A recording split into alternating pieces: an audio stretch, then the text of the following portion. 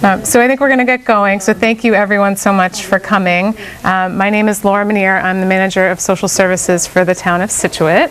And Suzanne, you want to introduce yourself? And I'm Suzanne Atta. I work with the town of Scituate, leading hoarding support groups. And I also wanted to introduce the rest of the Scituate hoarding response team. Not everybody's here tonight, but for the folks who are here, I'm just going to point you out if you can just raise your hand. So that's Deputy Fire Chief Al Elliott, Police Officer Amanda O'Shea, Director of Health Department Jennifer Keefe, and the Director of the Senior Center Linda Hayes, and of course Z Stern, who is part of South Shore Elder Services. She's a supervisor with the Protective Service team. So if we have questions later on that you want to direct towards them, you're more than welcome to. We do have this film tonight, so we will shut it off after the presentation. So if there is Q&A, that will be private and will not be filmed. So thank you all so much for coming. Just a little housekeeping. We do have PowerPoint slides on the table and some handouts with resources. And then restrooms are in the back, and there is some water and cookies for anybody who needs a little refreshment. So today's presentation is called Helping the Helpers, Supportive Approaches to Decluttering. We're going to start off with some myths and truths about hoarding. So I'm going to read them, and you guys can just kind of shout out if you think it's a myth and truth, and we'll talk a little bit about it. Hoarded homes are filthy, and the people who live in them are dirty. Myth or truth? Right. So the term hoarding really refers to the volume of clutter and not to the cleanliness of an environment. So it's really common actually to see that homes that are filled with clutter are quite clean. And so we're talking about two different things when we talk about homes that are filthy versus homes that are hoarded. Next one, people who hoard are lazy and choose to live the way they do. Myth. Right. So this is not a moral issue. Hoarding is a mental health condition recognized in the Diagnostic and Statistical Manual, which we'll talk about in a little bit. Individuals who hoard really struggle with shame, sadness, guilt, remorse, and embarrassment, just as anybody who struggles with a mental illness deals with a lot of these issues. Living through an experience like the Great Depression causes hoarding. What do you guys think? I heard a false and a true. It depends on what your mindset was to begin with. Right. So I think there's no scientific evidence to suggest that deprivation or trauma alone cause hoarding. So we're going to talk about lots of vulnerabilities that will kind of push somebody in one direction versus another, and we'll go through those a little bit later. But as of now, we don't have any scientific evidence that alone would cause hoarding disorder. Hoarding is unique to the United States and is a consequence of American materialism. Myth?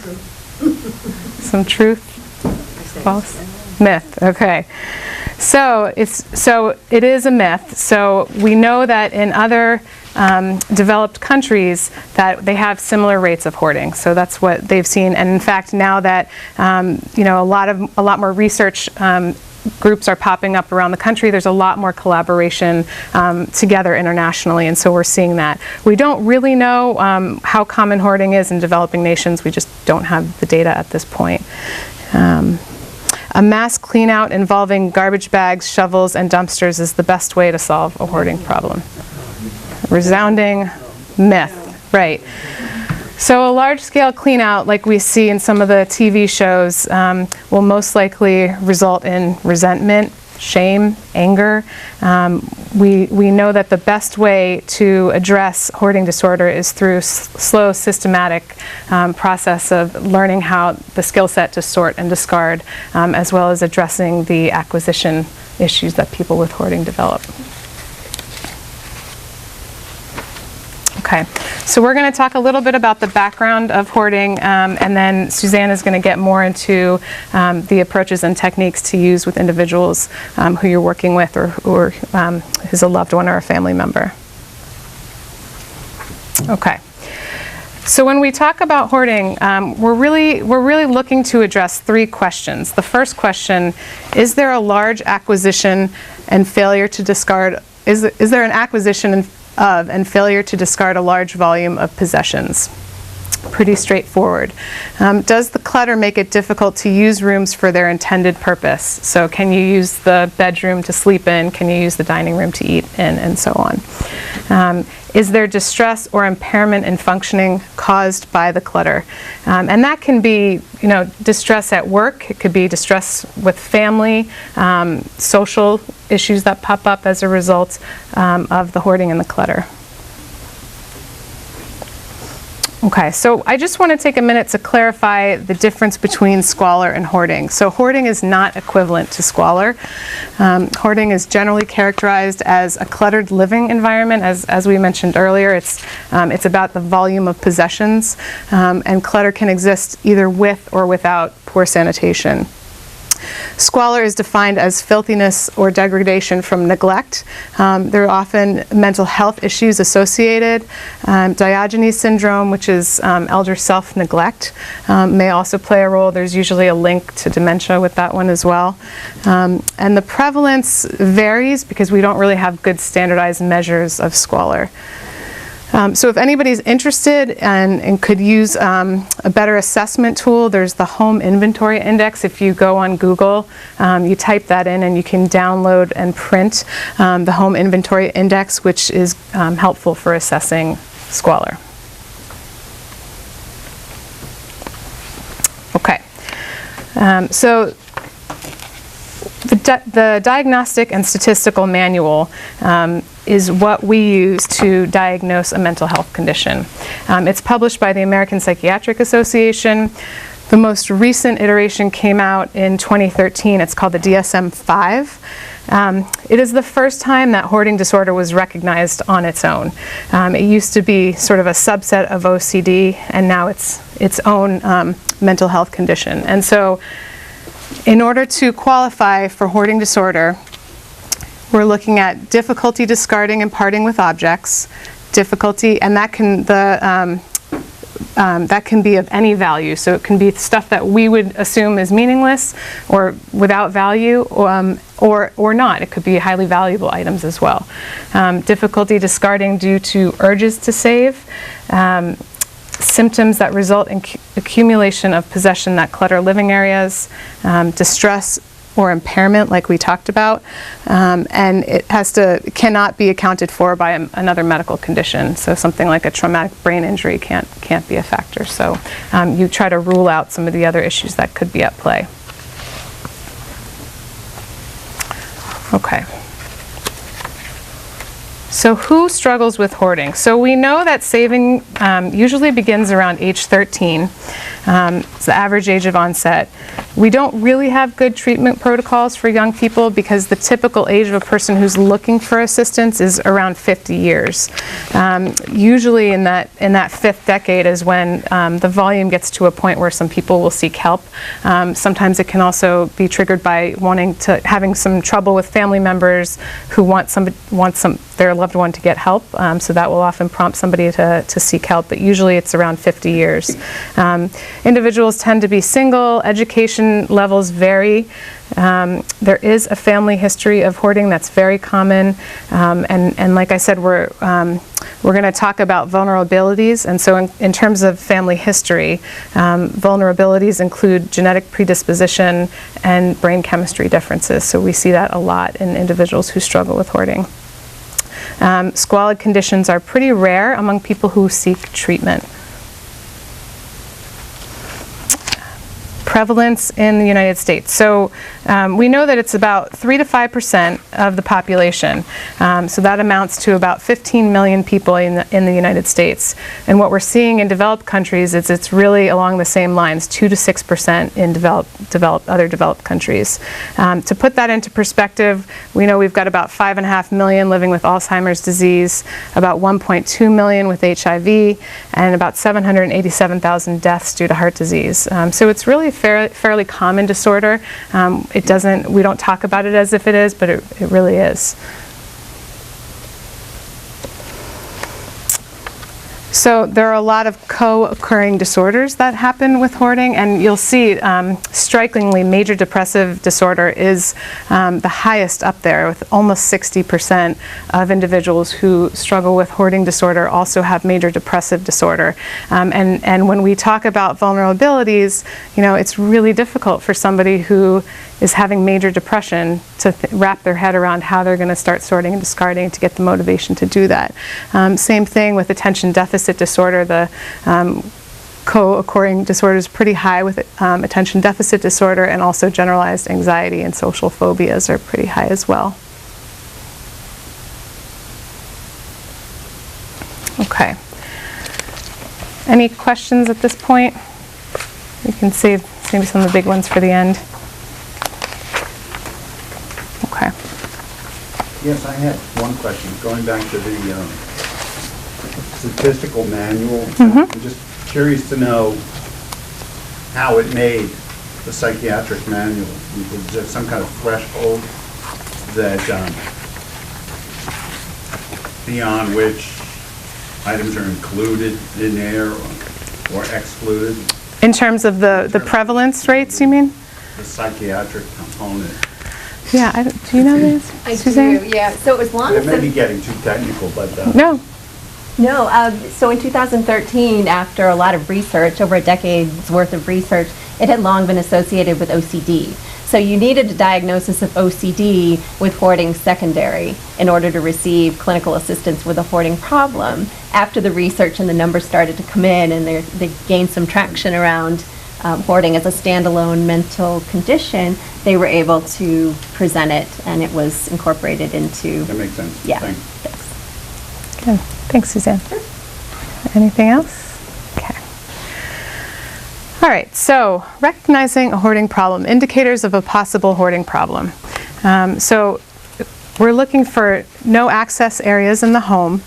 When somebody is talking about their stuff frequently, difficulty throwing things away, acquiring too much too often, home and personal spaces filled with clutter, difficulty sorting, organizing, and making decisions, and limited, some safety issues, safe and comfortable functioning are limited in the home.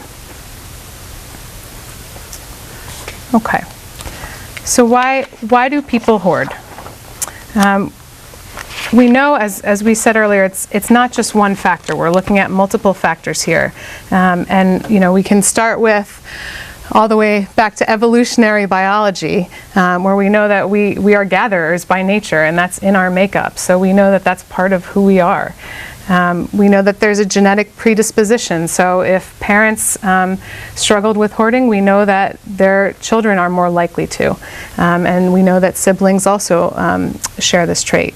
Neurobiology, thoughts about items and emotions associated with those the attachment to items, life experiences as well. So it doesn't necessarily cause the problem, but I think all of these factors together combined can sort of push you more into a direction of struggling with this condition. So how many people have seen the iceberg picture in the past? No? So I think it's a really good descriptive image of what we're talking about when we're looking at hoarding. So the signs that we see, clutter, large piles, narrow paths, disorganization, and the saving and the acquiring, those are all contributing to the things that we are seeing on the surface. But underneath, we see all the other contributing factors: family history, neurobiology, mental health, physical health, executive functioning, trauma, loss, and memory. So all of those things together. We may not be privy to all of that, and for those of you who work in a town department capacity, you might know pieces of this, but not all of it. But certainly when you're looking at supporting somebody to get some help around this issue, it's helpful to factor all of these pieces in.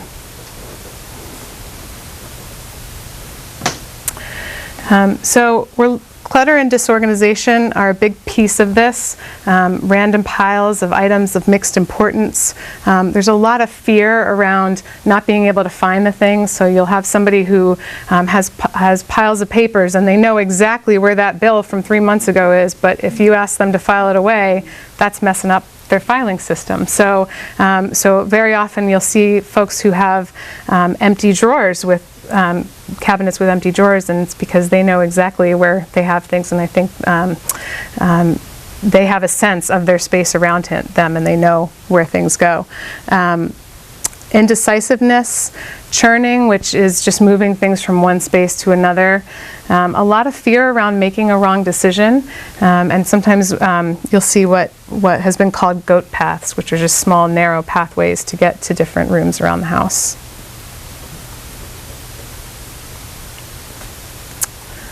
All right, so saving. So we generally classify this into 3 categories. So folks save because there's a sentimental value to it. This represents my life. This is part of who I am. Instrumental. This is something that I could use at some point. Maybe it's something like a broken chair that there is an intention to fix, that could be used down the line. And then there are folks who also save for intrinsic beauty. So, somebody who loves the color purple, and so anytime they see something that's purple, it means something to them, and they think it's beautiful and want to hold on to it. With acquiring, there's a lot of compulsive buying, so retail, discount shopping, online shopping, home shopping network. There's acquiring a free thing sometimes, advertising, flyers, magazines, giveaways, and then passive acquiring, which includes stealing and kleptomania, but I think that's pretty rare. I think it's not seen too often. All right, and here is just it's a conceptual model of hoarding. So if we take the personal and family vulnerability factors that we talked about, and some of the information processing problems, which we will talk about in a moment, and you combine those with thoughts and beliefs about possessions, as well as emotional responses. Sometimes those emotional responses can be positive and sometimes they can be negative. So I think folks who are in the moment of acquiring, it can be a very positive feeling, and something that really feels good in the moment, and then maybe the negative feelings come in later on when they've gotten home and realized that perfect spot that they had for this new item isn't there. The efforts to obtain pleasure by saving and escape the bad ones usually contribute to difficulty with discarding and clutter.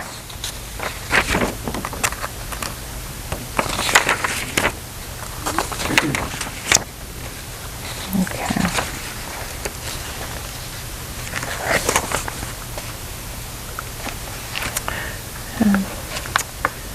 And so there are a lot of thoughts and beliefs about what possessions mean to somebody. We all, I'm sure, can think of many things that the items that we have mean to us, and they're important. So beauty, aesthetics, memory, utility, and opportunity. There could be a sentimental value. It could be something that provides comfort or a sense of safety. There could be a fear that you would make a mistake by getting rid of something. There are items that feel like they're validation of self-worth.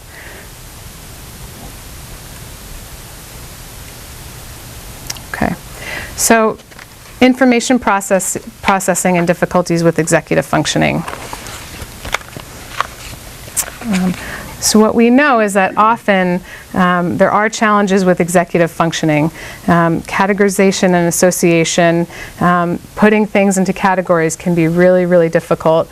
The perception of the problem, so we've seen that some folks see where they're living and really don't see that there is an issue with their space, and they have no concerns, even though a family member or somebody in the health department or in another department might have concerns that it is unsafe. Challenges with decision making. It can take a long time to make decisions, or sometimes you're second guessing the decisions that you're making. And attention, and that's, attention I think is an issue with both sorting and acquiring. I think, if you think about a focusing, does anybody get really focused on a computer game or something on their phone where they're just like in the zone? I've heard that can be ascribed to how it feels when you're acquiring something, that you're just in the zone and you're fully focused. And then you get home and it's time to sort and discard, and it's really easy to lose your train of thought and you get stuck on other things, and your attention gets pulled in different directions. And So these are all the various issues that come with executive functioning. And I think we're going to take a peek at the documentary now, and then Suzanne will take over. So we're taking a technical break. Impressions. It's quite a powerful documentary, short, but there's a lot of messages in it. There was a few quotes that impressed me when I watched it for the first time. Jim was saying, "I always thought I was a collector, but when the collection got too big, it started to look like hoarding." Betsy was saying, "Things are more reliable than people." And Judith said, "It's like living on a ship. I just go sideways, and I'm used to it." So you could tell she was pretty accustomed to skinning her way through her paths in her apartment, and it was really striking how isolated she came across. And it's kind of sad when you think that people's stuff can keep them from being out in the world or inviting the world in. So some of the questions that I thought about when I watched this were, how did their hoarding present? What was their various levels of awareness about the problem?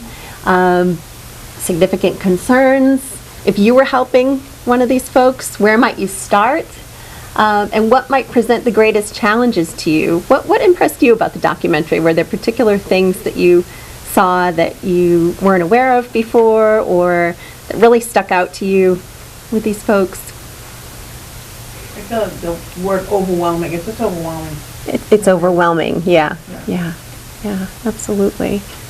Yeah, I think that just the short snippets of stories do a good job taking you into their world and hearing sort of their narrative about the issue and how it affects them. Absolutely. They're comfortable talking about their situation. Yes. So interestingly, they were very liberal with their talking about their experience, whereas sometimes folks who experience hoarding are very private and you don't often get into their space. So this was a privilege, I think, to see and to hear from these folks. Yeah. So I'll talk about insight. This is one of the big components to the work when we try to assist someone who has a hoarding issue, is assessing what level of insight they have about the problem. And if people say, well, I'm aware of the problem and I want to do something about it and help me do that, that's great, right? But we don't always see that. We have really 3 categories of insights when people refuse help. So the non-insightful, which is, I am not seeking help with the problem, please go away. The insightful but not motivated, so I'm not particularly interested in decluttering. I understand there's a problem, but shove off, I really don't need you. Or there's insightful and motivated but non-compliant. And when that's happening, that is an issue with the brain and a lack of awareness and fluctuating awareness about the problem. So you have to really assess what level of insight am I dealing with in order to know how to then be helpful and how to affect the situation. So when we think about motivating folks to change, there are some key principles about change we need to think about. And ambivalence to change, any change, right, is normal. It's to be expected. So if we're asking people to make a big change in their world, i.e. going through things and discarding a great amount and producing a new order to their space, that's a big change. If somebody asked me to go out and lose 50 pounds, well, I would be ambivalent about that. That's a big deal, right?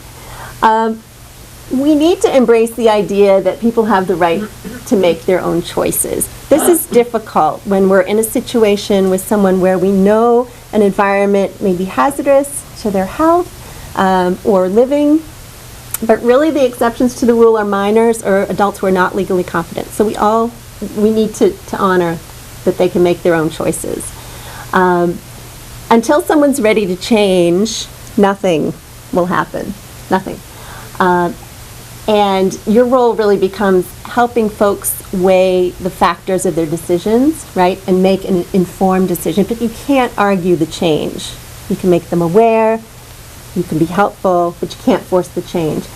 And hoarding is a behavioral problem. And so folks who have a long-standing history of hoarding rarely change out of the blue. And the key is to talk about the issue, but talk about it in a different way. So often folks who experience hoarding are used to being argued with, pressured. It's a lot of this, and it's not a lot of collaboration and someone seeking to understand. So that's a new way of communicating about the problem. So how do we inspire motivation? You can tell I like graphics because the carrot kind of goes with the, with the motivation idea. But there are several ways we can do this, right? So we need to help the person articulate why they're feeling ambivalent and understand that. And we need to help them explore and seek ways to help to resolve the ambivalence. And the readiness to change on behalf of the person really depends on the interaction that they have with you. So the trust that they can build with you, the communication they can build with you, they will open up. You can then start to make some headway. So it's really a collaborative partnership. And sometimes when I've helped clients in the past, they've looked to me like, well, you're the expert, tell me what to do. Tell me what will make you happy. Tell me what will get you out of here so that I can move on with things and you can go your way. But there's different factors that influence motivation. So what level of social support does the person have, right? Do they have caring friends and neighbors and family who are caring and who are assisting and who are not doing this, but who are helping them in their journey? What is their mood, or what is their mental health? Laura talked about some co-occurring issues that may come with hoarding. So if a person is depressed or has major depression, the likelihood of them springing up and saying, great, let's get rid of this hoarding problem, let's make big changes, that's not particularly likely. So we have to be mindful of issues that come along with this. Life events. What else is the person facing? Are they facing illness in the family? Are they responsible for young children? What's going on in their life? What are the external motivators? Are they at risk for losing housing? Is there anyone there to monitor their progress? So to say, yes, you're making a step in the right direction. Keep going, right? And then their personal values and goals. What do they value? We need to know what they value in order to align this work with that, to understand. So there are tools of motivation, and I like to say that there's two big ingredients that make people want to change. The first is this important to me? Whatever reason. And second is, do I have the confidence to do this? You will find that many people lack the confidence. They'll think in the back of their mind, I know I need to make these changes, I know I need to declutter, I know I need to do this. But when they finally are able to express to you, gosh, I don't feel confident about this. I don't know if I can do this. I've tried it before, didn't work. Why go down this road again? So we use in the work something called motivational interviewing, and it works not only for the issue of hoarding, but for other issues as well. And there are several steps to doing motivational interviewing. The first is to express empathy. And this isn't about agreeing with the situation and saying, yes, I agree, everything's good. It is about trying to understand and showing the person that you're seeking to understand them. So reflective listening, hearing what the person's saying, digesting it for a moment, and then spelling it back to them. Gee, Laura, I heard you say A, B, C. Am I hearing you right? Am I understanding you right? And giving the person the opportunity to correct you or to have some dialogue about what they're trying to express to you. Attending to their feelings, acknowledging when something's hard. Gee, you look a little tearful, or this looks like it's hard for you to talk about. Am I reading you right? Say more about that. Trying to understand, indicating acceptance not of the situation as it is, but of the fact that they're seeking help and they're putting it out there, and this is okay. We're going to work on this together. We're collaborating. We're here to, I'm here to support you through this. Let's go. Let's partner. As I said, reflecting feelings, reinforcing courage. It takes a heck of a lot of courage to step up and say, I have an issue with stuff, right? I have a hoarding situation here. I need help. And I think for folks who don't have an issue with clutter, it's easy to play that down and say, well, they're just being messy or lazy or fill in the blank, right? but it's a big deal. And acknowledging it as such can go a long way with the person. Expressing your care for that person, whether you're in an official role with the community, whether you're a family member or a friend, saying, you know what, I'm here because I care about what happens to you. I care about your safety. I care about, you living in this space and not being in a hoarding condition. Conveying your concern, that can come through safety issues. If you say, gee, I noticed that if somebody had to get in this house, if there was an emergency, the pathway for those emergency responders to get in is not wide enough. I care what happens if you fall down. What can we do about that? And lastly, valuing the person's views. So again, doing that reflective listening, understanding their views, reflecting back to them, and expressing genuine concern about what they have to say. And you'll find that a lot of folks really haven't been listened to for a long time. So that active listening, you will be surprised, goes a long way. You've probably exercised that in your professional lives, but it really does help. So developing discrepancy is about understanding where the person's goals and their actions are inconsistent.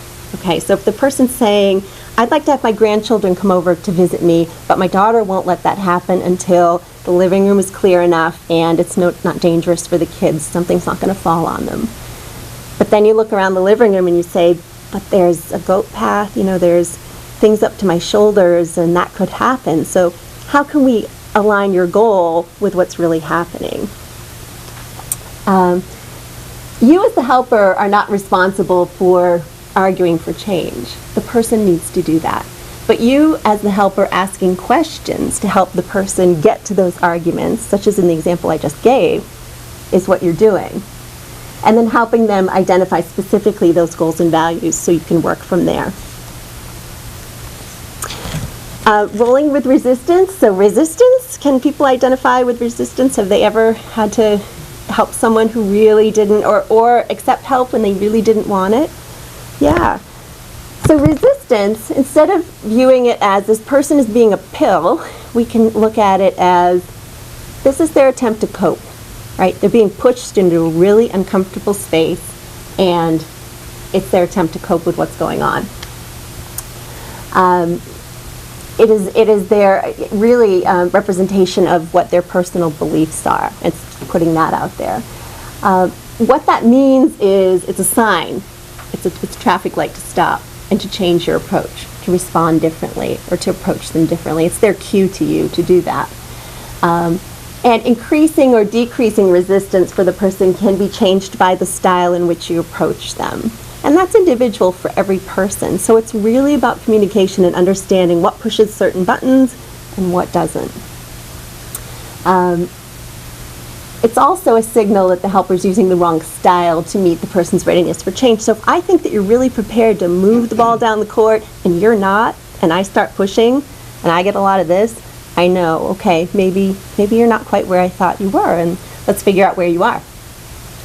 Types of resistance behavior that we typically see: arguing, interrupting, ignoring, denying, sometimes door slamming, sometimes very abrupt ends to conversations.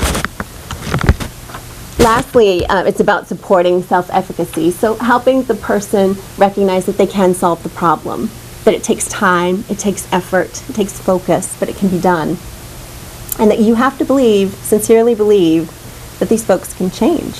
If you don't, you will be read very easily. And that ultimately the individual is responsible for choosing what changes and carrying that out. So you're putting it in their hands, but you gotta believe in them. So there are some don'ts to motivating people. If I'm firing questions at you rapidly and you're trying to keep track of them in your head and to answer me in a cohesive way, that's not easy to do. But we talked earlier about sometimes folks have difficulty processing information. So if I'm giving you a lot of questions and you're trying to organize your thoughts around that, that's not easy. So keep the questions to a minimum. The third bullet, using labels, is interesting. That comes up often when I work with folks who have an overabundance of clutter. They say, I do not like being called a hoarder. I do not like the television show Hoarders. It's stigmatizing, right? So So we need to think about, as helpers, how do we talk about the issue? And sometimes that's in conversation with the person to say, how do you refer to it? How should we talk about it? Come to some common ground, common definition, understanding, and take away the stigma. That can go a long way.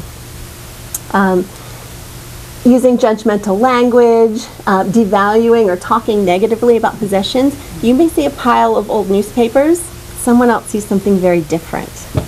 And it's your responsibility to understand how they perceive those possessions and how they think about them. And then come to some common language about how do we talk about the stuff. Is it stuff? Is it crap? What is it? People refer to things very differently. And so coming to some common understanding about language is important. Nonverbal expression. If I stood up here like this, you might think, gee, this girl's a slacker. She doesn't really care what she's talking about, right? So how you present yourself obviously can go a long way. Trying to make suggestions about possessions. You walk into a room and your head immediately goes to, I have an organizing system for that. I know where those DVDs could go. Bang, bang, bang, bang, bang. If you're sort of an organized, siloed thinking person like me, that's where my head goes. And I have to take a step back and say, wait a minute, this is not my decision to make.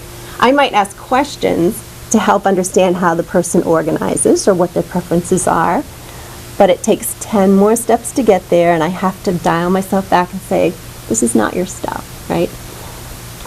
Touching the person's belongings without explicit permission, you'd be very surprised at the responses you get from some folks who take great offense to you picking things up or making a move to touch something when you don't ask. So ask before touching stuff. It's just a good rule of thumb when you're in somebody else's space.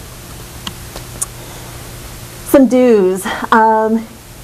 Asking very clear and open-ended questions, so you're getting a lot of detail. It's not just yes, no kinds of questions and quick responses. You want them to talk. You want to learn about what's happening with them. Stepping into the person's shoes to see it from their perspective. I like to think about putting on someone else's glasses and trying to drive down the road, right? It wouldn't go well for me because I have a prescription. I see the world a certain way. But think about, okay, if I was living in this space, if I was, facing these things that I know this person's dealing with, how would I react? Empathizing with their point of view, trying to reduce defensiveness and, at the same time helping them to reconsider their position. Using extreme contrasts. These are questions like, what's the worst thing if you could go along as you are? What's the worst thing that would happen? What would happen if you really decided to work on this? What are some of the best things that could come out of it? Looking forward and backwards would be questions like 5 years from now, what would your life be like? Contrast now with how you felt before the problems began. And then reframing, so emphasizing positive aspects of changing hoarding behavior to change the person's interpretation of events. So you might say the inspector seems to be trying to make sure that you're safe, or behind your friend's nagging, she really cares about you. Even though it's annoying, it's coming across as annoying, this is coming from a place of care. So again, my graphics and putting people, if you remember nothing else, it's the shoes, right? Putting yourself in another person's shoes, showing empathy, and don't use logic, because your logic may not fit the other person's logic. So arguing, lecturing, moralizing, preaching, telling folks what they should do, blaming, and the big J word, judging. I hear that so often from folks who have tried to have been helped by others, and they say, I feel judged. I feel like when this person walks into my space that they look at me and they look at the stuff and they think, oh, why? I can feel that. That's pretty powerful stuff. So being mindful of judgment. Helping others with motivation, so going back to that idea of autonomy, and stopping the things that don't work. If you've worked with a client, if you've tried to help a friend or family member, think about when you've done this and what led to that, what didn't work, and then stop doing it, find another way. Helping the person understand that what they're doing is not consistent with their goals and values. Asking questions like, what are your hopes and goals? Or how does the condition of your home fit your goals and values? And seeing if those things align. And taking time to build trust. Obviously, it takes time to build that foundation and to build the alliance together. It takes a lot of patience, as you all know.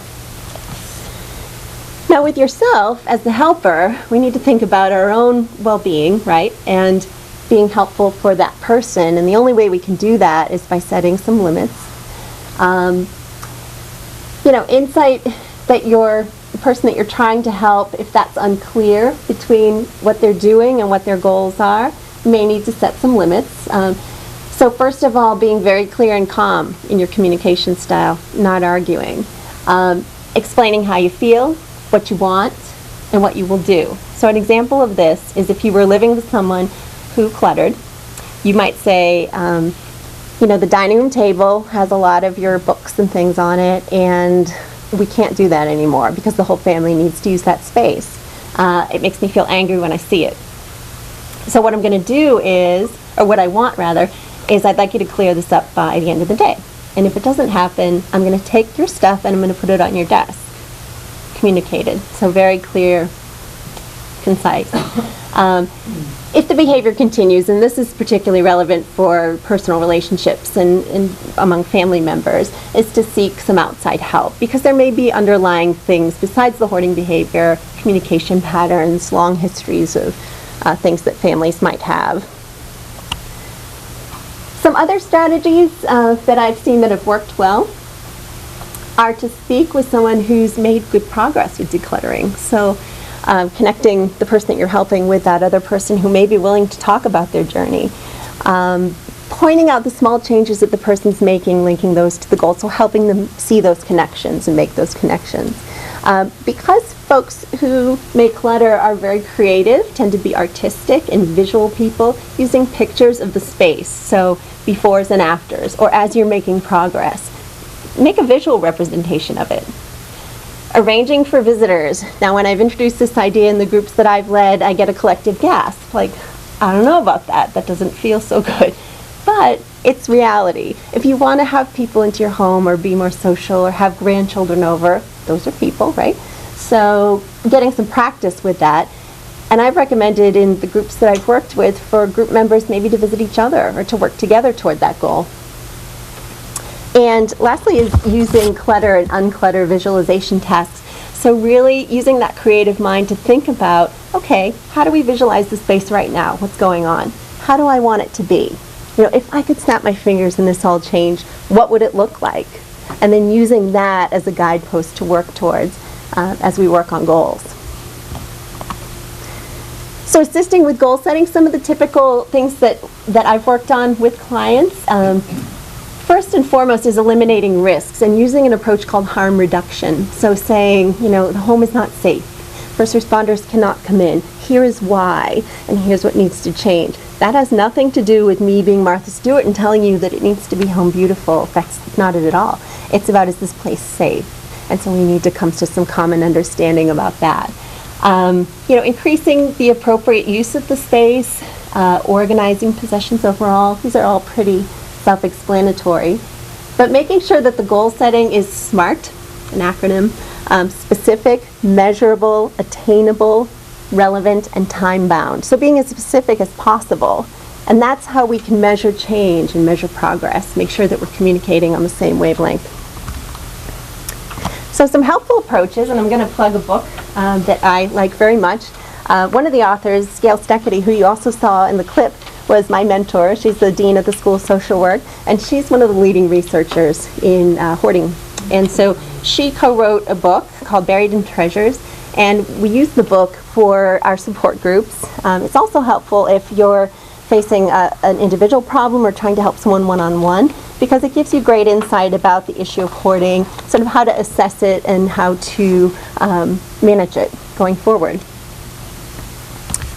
The second book is called Digging Out, and this is by another researcher, Michael Tompkins, and this is really geared towards family members who are trying to help someone in their family or a friend with a hoarding problem, and it's written for that audience versus the person who either is experiencing hoarding or is just trying to get some general knowledge of it. So, and it also has some great references in the back to take a look at. So I'll leave these copies here for later if you'd like to thumb through. Digging out also focuses on harm reduction, as I mentioned before, so it can be a good place to start if you want to find a sort of a starting point about the dialogue. Really, this is about asking questions. I keep seeing this common thread of communication throughout the work that I do and that I see other folks doing. So asking questions like, how many do you have? Is it enough? Do you have the time and space for this? Does it seem important because you're looking at it right now in this moment? Because we know that folks sometimes can hyper-focus on something, so is that going on? Would I buy it again if I didn't already own it? Does this help me to solve my hoarding problem or not? So the takeaways from tonight, and I like the number 10, so I came up with 10. There are resources available to help, and we have a pretty extensive resource list that we'll share with you tonight that you can take a look at. Being mindful of stigma. So this is an issue that is highly stigmatized, and just making sure that the language we're using, the approaches that we're using, is not promoting stigma. That hoarding disorder is a mental health illness, and just because we don't see it by looking at the person, we see it in the collective space, we need to be careful about that. And that about 15 million people, 3 to 5% of our population, has a hoarding problem. So this is significant. The reasons for hoarding talked about are multidimensional. There's many layers to it. And that in order to help, the best place to start is establishing trust and support. Support the person, establish the trustworthy relationship. We can't impose motivation to change. It has to come from the person. And as I talked about, motivational interviewing can be helpful to work through that ambivalence, to understand what's holding folks up. Communication, again, is essential in terms of motivating or not motivating someone. And lastly, introducing behavioral strategies, such as those in Buried in Treasures, and harm reduction, as detailed in Digging Out, can be very helpful. So that is our presentation for tonight. Thank you very much.